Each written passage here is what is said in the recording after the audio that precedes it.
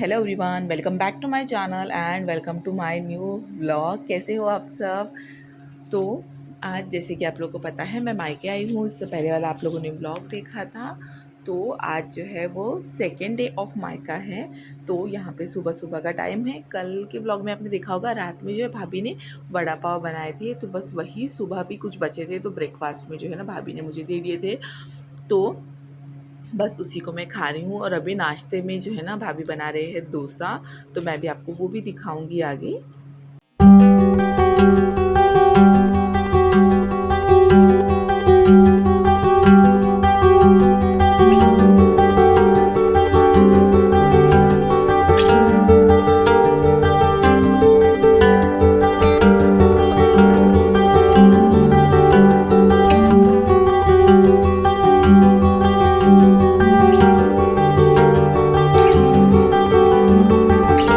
भाभी जो है ना डोसा बना रहे थे नाश्ते में, बट डोसा से पहले जो है ना उन्होंने यहाँ पे वाटरमेलन जो है ना उसका जूस बना दिया है। तो जो है ना मैं जाते वक्त वाटरमेलन एक लेके गई थी, तो काट के ऐसे कुछ खाना हुआ ही नहीं, तो भाभी को लगा कि चलो सुबह सुबह का टाइम है तो जूस पी लेंगे, क्योंकि बच्चे भी जो है ना जूस मतलब बहुत प्यार से पी लेते हैं। तो यहाँ पे भाभी ने जूस बनाया था और मैं थोड़ा सा मतलब ऐसा होता है ना कि कोई कंफर्टेबल है नहीं है, तो मुझे थोड़ा शूट करने में ये लग रहा था। देन भाभी सेड कि नहीं, तुम्हें अगर शूट करना है तो तुम शूट कर सकते हो। तो फिर इसलिए मैंने थोड़ी थोड़ी छोटी छोटी क्लिप ली है। तो यहाँ पे देखो भाभी ने जूस बनाया और सबको यहाँ पे सर्व कर रहे हैं आइस वाइस डाल के। देखो सारी चीज़ें जो है ना हम बना के दूसरों को सर्व करते हैं, बट जब रेडी मिलता है ना हाथ में, तो वो चीज़ पता नहीं क्यों ज़्यादा ही टेस्टी लगती है। ऐसा सबके साथ होता होगा मे बी। तो जब आपको कोई बनी बनाई चीज़ देता है ना हाथ में, तो उसका स्वाद ऐसा लगता है कुछ ज़्यादा ही हो गया है। और जब हम बनाते हैं ना तब ऐसा लगता है बनाते बनाते हम इतना थक जाते हैं ना कि फिर बाद में खाने का मन ही उतना नहीं रहता है, ना ही हम उतना खा पाते हैं। तो हम सब ने बैठ के जो है ना सारे लोगों ने बैठ के जूस पिया, थोड़ी देर बातें की। देन भाभी बैक टू वर्क थे, अपने काम में लग गए थे। तो डोसा का बैटर ऑलरेडी बना हुआ था। अब यहाँ पे वो सबसे पहले चटनी का जो है ना वो सारी चीज़ें रेडी कर रहे हैं। तो कोकोनट की चटनी बनाई, जो गीला वाला नारियल आता है उसका। थोड़ी सी उन्होंने भुनी हुई चने की दाल एंड मिर्ची लहसुन, मतलब हर किसी का अपना अपना तरीका होता है। मैं मूंगफली और जो है ना चने की दाल वाली बनाती हूँ। अगर कोकोनट की बनाती हूँ तो सिर्फ कोकोनट की। वही होता है ना कहने कहने में, मतलब कि सबके बनाने का तरीका अलग होता है और उसी से टेस्ट भी सबका अलग अलग आता है। तो यहाँ पे फाइनली चटनी बन गई है। चटनी में भाभी ने एकदम जो है ना तड़कता भड़कता तड़का लगा दिया है। और बस अभी चटनी रेडी है और उन्होंने फिर धीरे धीरे करके जो है ना डोसा बनाना स्टार्ट किया और बच्चों को सर्व करते गए। तो मैंने आपको कल दिखाया था भाभी ने कुकर में जो है ना फर्मेंट किया था ये डोसा बैटर, और देखो काफ़ी अच्छे से फर्मेंट हो गया है, काफ़ी अच्छे से फूल गया है। तो बस भाभी मुझे वही बता रहे थे कि कुकर में मतलब रखा करो आज के बाद से बैटर, तो अच्छा फर्मेंट होता है। तो ऐसे टिप्स जो है ना, किचन टिप्स जो है लेडीज़ हमेशा एक दूसरे को देती रहती है और एक दूसरे से लेते रहती है ऐसी किचन टिप्स।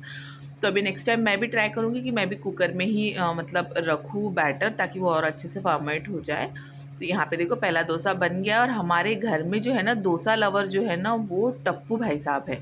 तो मेरा जो छोटा वाला बेटा है ना टप्पू, उसको डोसा खाना बहुत पसंद है। उसी ने फरमाइश की थी मामी से कि उसे डोसा खाना है, तो इसलिए पहला डोसा उसी को मिला। देन भाभी ने मेरे लिए उत्तपम बनाए, क्योंकि डोसा वोसा हम लोग खाते रहते, तो उनका कहना था कि आप उत्तपम एंजॉय करो।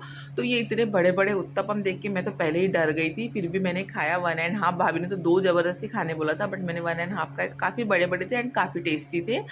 उसके बाद में सबका हो गया, भाई ने भी खा लिया, बच्चों ने भी खा लिया। देन भाभी बना रहे थे, तो फिर मुझे ऐसे लगा कि आप बैठो मैं खिलाती हूँ, क्योंकि हम भी जब बनाते तब हमको ऐसे लगता है ना कि हमने सबको गरम गरम खिलाया, कोई हमें खिलाए, बट घर में नहीं होता है। बट उस दिन मैं अवेलेबल थी, तो मुझे लगा कि चलो मुझे भी उनको गरम गरम सर्व करना चाहिए। तो मैं उनको यहाँ पे गरम गरम जो है ना उत्तपम बना के जो है वो खिला रही थी। नए नए घर में कैसे होता है ना, आपका हाथ नहीं बैठता है किचन में, तो वही मुझे डर लगा था और मैं डरते डरते बना रही थी, बट फिर भी बन गए अच्छे से। और मैंने उनको यहाँ पे देखो, वो यहाँ कूलर लगाया ना इस रूम में, बेडरूम में, तो यहाँ बैठ के खा रहे थे। तो मैं उनको एक एक ला के जो है यहाँ पे सर्व कर रही थी और मैं बनाते जा रही थी।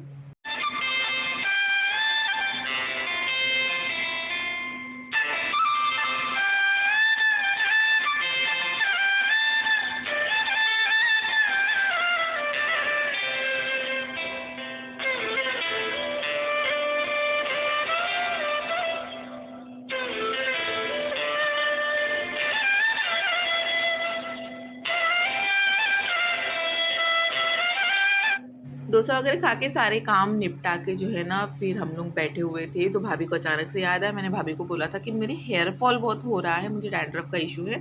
तो उन्होंने कहा था कि उनको एक रेमेडी पता है उसके लिए, तो उन्होंने वो बनाया एंड वो ऑयल जो है ना उन्होंने मुझे लगा के दिया। आप लोगों में से जो मेरे पुराने ब्लॉग देखते हैं उनको पता होगा कि मुझे खुद के बालों में ऑयलिंग लगाना नहीं आता है। काफ़ी सालों तक तो मुझे अपने हाथ से अपने हेयर वॉश भी नहीं करते आता था, मैंने काफ़ी टाइम बाद सीखा है।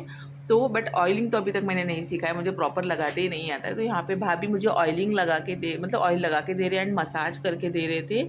और पता नहीं इस ऑयल में क्या था क्या नहीं, इसके बाद में मुझे इतनी नींद आई है ना, मैं इतने मतलब इतनी तेज़ नींद मुझे कभी नहीं आई होगी। हम लोग बैठ के मूवी या सॉन्ग कुछ तो भी मे बी सीरियल समथिंग कुछ देख रहे थे, मुझे प्रॉपर याद नहीं है। तो हम लोग टीवी पे देख रहे थे और मुझे ऐसा लग रहा था कि मैं बस वहीं बेहोश हो रही हूँ और मैं वहीं सोफे पे सो गई थी। देन भाभी सेट कि नहीं अंदर जाके सो जाओ आराम से, और मैंने काफ़ी अच्छे से नींद ली है, आपको दिख रहा होगा एंड फेस से मेरे कि एकदम फ्रेश फ्रेश। उठने के बाद में मैंने नहा लिया और उसके बाद में देखो यहाँ मैंने हेयर कट कराया था। ये सामने से जब शादी के पहले जो है ना मैं ऐसे आगे वाले हेयर्स कट किया करती थी अपने ही हाथों से, शादी के बाद में भी काफ़ी टाइम तक कट किए। देन बच्चे हो गए तो फिर ये सारे शौक चले गए थे, बट आज ऐसे लगा कि कट करना चाहिए। तो कैसे लग रहे हैं ये हेयर स्टाइल मेरे ऊपर ज़रूर बताइएगा कमेंट करके। और बस यही तक था मेरा आज का व्लॉग। होपफुली आप लोगों को ये छोटा सा व्लॉग अच्छा लगा होगा। मायके वाले मेरे सारे व्लॉग में एकदम छोटे छोटे ही जो है ना बनाए हैं और छोटे छोटे ही अपलोड करूँगी। तो चलिए मिलती हूँ मैं नेक्स्ट व्लॉग में, बाय बाय।